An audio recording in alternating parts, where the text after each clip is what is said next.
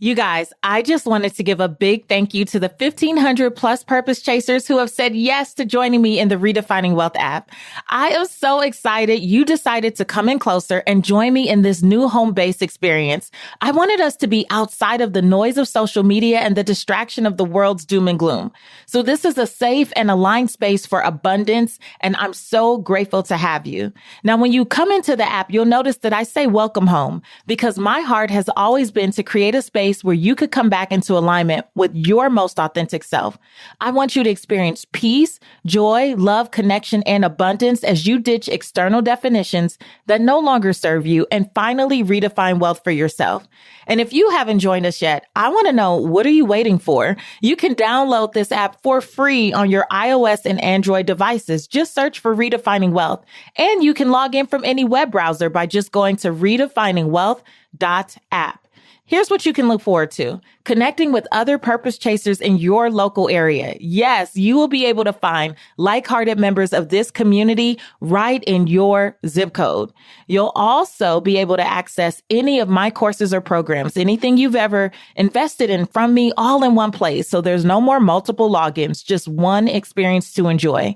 We've got daily polls, prompts, posts, and questions that will inspire, enlighten, and sometimes agitate you out of your comfort zone. And that is designed with intention because it's the only way you're going to get to the vision you desire. You can also expect that I will be going live and doing live streams, live coaching, and even live watch parties of my show, Opportunity Knocks, right here in our home base in our Redefining Wealth app. So again, thank you to the 1,500 plus Redefining Wealth purpose chasers who have joined me. I look forward to meeting and seeing so many of you in the app. Do not delay. You can download for free on your iOS and Android devices or log in via your web browser at redefiningwealth.app. Our theme in the Redefining Wealth community this month is Abundance is Yours. And I thought I would share something really personal with you because I realized in this season, there's been so much change, so much uncertainty, everything from the pandemic to the realization that I would have to end my 15-year marriage, 18-year relationship. I didn't realize it until just a few days ago when I was talking to my own coach. I started to just unlock a few things, and it dawned on me that the version of me that was so used to scarcity, the default setting, just based on how I grew up, where I grew up, the people that I was around when I grew up, it was programmed for scarcity. And I don't think that we give voice to that enough. It doesn't matter how much education you have. It doesn't matter how many degrees you've amassed. It doesn't matter what your title is, what your platform is. Many of us grew up normalizing scarcity in some form or fashion. And that's how most of us survived, if we're going to be honest. But now in this iteration of ourselves, we want to thrive. We want to experience abundance. And we don't even realize when the former versions of ourselves are kind of rearing up or roaring and coming in to take over the show. And then it kind of creates that incongruence or the conflict. And we feel like we're doing something wrong or we're not being authentic or there's just some type of block. And I just want to share with you because I believe that this is a community that is growing together. I'm not the guru, but I do want to be a guide for you. And I always want to share the reflections and the thoughts and the interventions that I do for myself, on myself, with myself, in the hopes that it will be a blessing to you. And so let's define a few things as we gear up for this month of Abundance is Yours. Very first thing, the definition of abundance. It's a very large quantity of something. It means plentiful. To have an abundance of something is to have more than you need. And the opposite of abundance is scarcity. And that means that things are in short supply. There's a shortage. Scarce. What I've been discovering as I've been coaching my clients over these last several months is that what people think they want when they start to talk about the amounts of money they desire is not actually the tangible money. And I know you're listening to this thinking, Patrice, now stop. Yes, it is the tangible money. I would like to offer you that oftentimes we think what we want is money, but what we want is what we associate with money. that is more freedom, it's more peace, it's more joy, it's more love, more options, more stability, that more represents abundance. Because the truth is, freedom in most cases here is not in short supply. Peace is not in short supply. Joy is not in short supply. Love is not in short supply. But our belief that it is what continues to create our experience. Years ago, when I worked for Steve Harvey, not on the show from 2014 to 2018, but back in the day in 2002, 2003, when I was a college intern, Steve Harvey taught me that we don't get what we want, we get what we believe.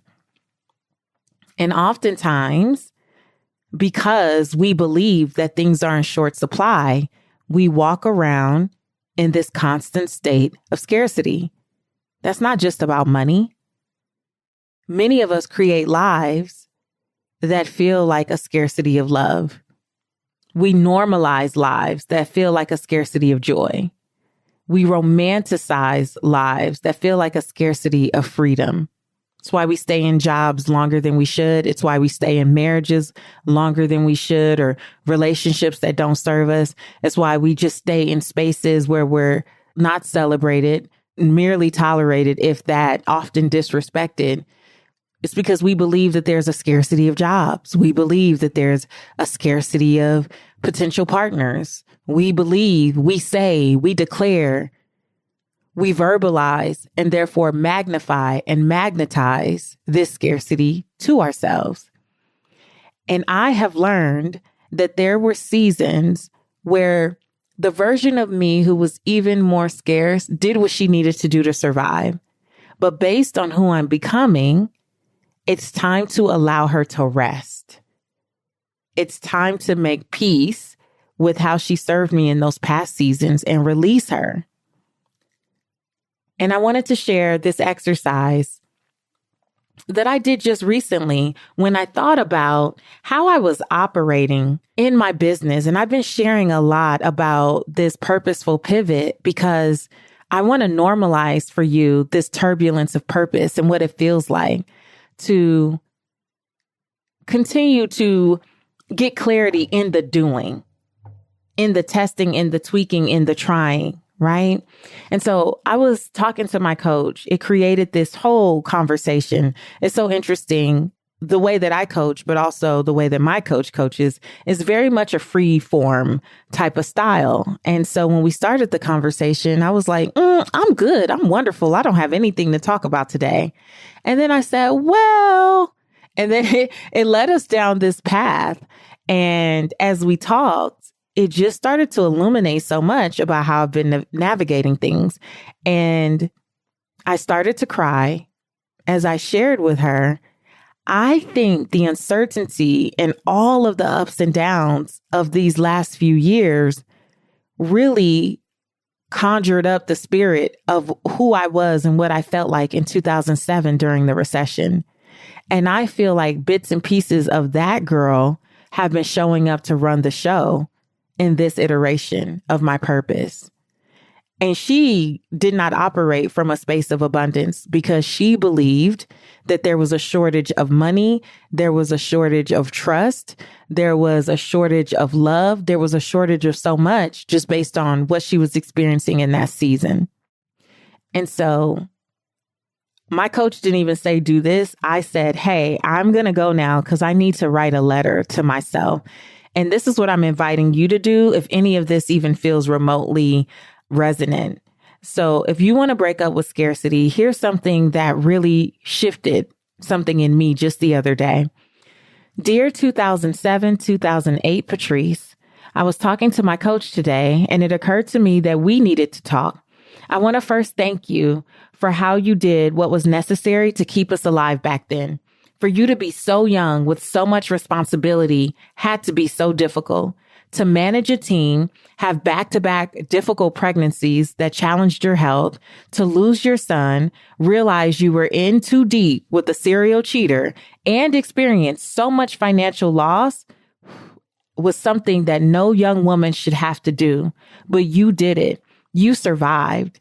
And look at what you paved the way for us to create. Your creativity, resilience, faith, intelligence, and ability to add value to others sustained us and helped us to evolve. And for that, I am forever grateful. I realized that this last season we found ourselves in of separation and divorce, it alarmed you. There was so much that felt familiar. You gave up the big house and the Range Rovers. You saw savings dwindle at times. And we have this human in the person of Reagan Washington to nurture, protect, and spend lots of money on. We ran into all types of uncertainty in this season, and we experienced so much grief for a multitude of things. So you thought that I needed you to jump into action. I understand that. There was a lot of similarity, but the truth is we're in a much different place now. We are so much more equipped and supported than we ever were back then. And this time we have the wisdom to accept support. We prioritize peace over appearances now. We have a new definition of success, as well as we have ceased elbowing out internal definitions of love, joy, abundance, and wealth. We don't care about external ideas or validation anymore. We've learned how to thrive, not just survive. In this season, we operate from a place of desire and never desperation. We choose things that we love and only what lights us up. So anchoring in anything laborious is left outside of our domain. We are so loved by the people that we choose to do life with. So putting on, pretending, or performing to get affirmation ain't in us. What I'm trying to say is we are well equipped, empowered, and on some new shit that doesn't require your old survival tactics. I don't need you to operate from scarcity on my behalf anymore. You can rest now, my love. I got us, and I got it from here. Love, 2024, Patrice. Writing that out was so liberating. I didn't even think at this point in the game, after 20 years of personal development, millions of dollars created, a podcast with millions of downloads, all the things, I didn't even think that I had a challenge with scarcity. I didn't think that it had even risen back up in me because of the way that I move. It was so much easier to camouflage it because I know how to intellectualize so many things. And I'm sharing this publicly, not because I have to, but because I desire to make sure that the people who are assigned to me, that you understand that this is a part of the process. This is a part of the turbulence of purpose. And I thank God for my coach for having a safe space where, as a woman with a very public and large platform, I can still be myself. I can let my mask down. I could let the tears fall. I could have these deep, soul-stirring conversations. And I can be reminded that this is a journey. There is no final destination. We are all in this together. We are in the midst of such a great awakening that is going to require so much radical honesty from each and every one of us if we are to evolve in the way that we're being called to evolve in this world. I believe it's collective. I just got off of a Q&A session with women from Alabama to Australia. Wherever you are, whoever you are, listen to me. You are not alone. You're not the first. You're not the last. You're not alone. But it is imperative that you get in spaces where you are able to be free, where you are able to let the mask fall so that you can really step into all you're being called to in this season, because abundance is yours. And there is likely some scarcity lingering around in there, which is why it's so difficult when I talk about things like being willing to lose. You tense up because the idea of being willing to lose something means you're going back into scarcity. There's a shortage. Oh my goodness, what will I do? So this month, we're talking about abundance being yours. We're talking about ditching scarcity, and we're talking about embracing what I believe is your birthright. Being well, the condition of well-being, which is the original definition of wealth, is your birthright. And the guide that I have for you this month in the app is designed to help you reprogram your financial mindset from one of scarcity to one of purposeful abundance. I don't want to just help you transform your bank account. I want to help you transform your beliefs and your behaviors and your understanding of what's possible for you. So if you are in for the ride, I invite you to come into the app. Let's have some deeper conversation. All of the episodes this month are designed with this in mind. The next full episode you'll hear is about how to spot scarcity mindset. Don't care what you make. Don't care what your job title is. Leave that at the door. We are taking masks down and we're getting real this month. So the next episode you hear will be how to spot scarcity mindset in your decisions and how to take that and transform it into abundance. And I'll be sharing more of the actual practices and interventions that I use on myself and with my clients to continue to grow, evolve, and stretch in this season. I hope that serves you. I hope you will download the Redefining Wealth app and join us there. And until Thursday, I want you to go live your life's purpose, find fulfillment, and earn more without ever feeling like you have to chase money. I'll see you soon.